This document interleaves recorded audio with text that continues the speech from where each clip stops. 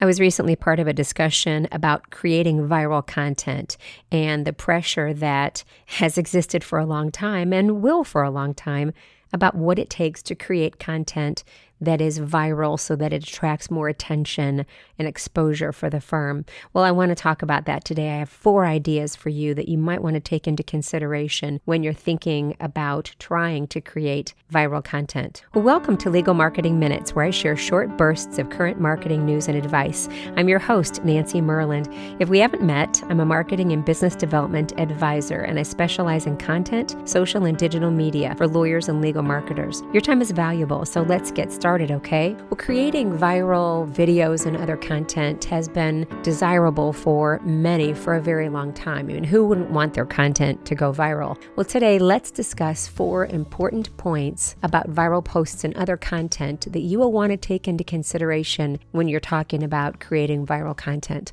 When we break this down a bit, this might not be the most strategic option for you or your firm. Well, first, let's talk about viral content is not always targeted toward your audience. Let's say a video goes viral. It reaches a lot of people. Many of those people will not be interested in the practice areas and skills that your firm offers. It might seem like a good thing to have thousands or millions of views, but if those views are not converting into profile views or website visits, conversation, some kind of interaction, or strengthening of your reputation and relationships with those you care about the most when you're thinking about who you want to do business with or the people you want to learn from, then what is the point of that post or that content going viral? So instead of focusing on making a viral video or post, I suggest that firms should focus on creating content that targets their specific audience. Second, viral videos are often based on shock value. Some businesses and firms create content that is shocking, provocative, and sometimes humorous just to get attention. And while this might work in the short term, it doesn't create long-term brand loyalty for you, your lawyers, and your firm. People might watch the video or read the post or listen to the podcast episode, but will they remember your firm and that you created it in the long run? So instead of creating a shocking video or a shocking blog post or some other form of content like a podcast episode,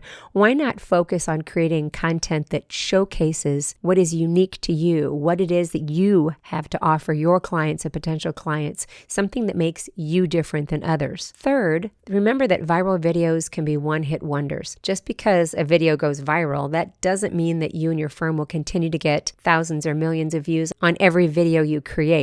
Viral videos are often a result of luck, and it's difficult to replicate that success. So instead of focusing on making a viral video or podcast episode or a piece of content, then I'd rather see you focus on creating a consistent and strategic content strategy that speaks to the needs, challenges, and interests of the audiences you care the most about doing business with. Fourth, viral videos don't always lead to conversions. We don't always talk about conversions in the legal profession because it is a very salesy term, and it's easy to get caught up in the excitement of thousands of views, but if those views aren't converting, thus the word conversions, if those views aren't converting for you, then what is the point of all of that work in creating that post or that content that you think might go viral? So as mentioned above, I suggest that you think about whether your videos, your podcasts, your blog posts, and all other content have a chance of converting your viewers that you care about in some way, whether that be profile views, website visits, some kind of conversion, interaction, clicks on your reactions or others' reactions on your content, strengthening your relationships, and building your brand. I mean, these are infinitely more important than whether or not your content goes viral.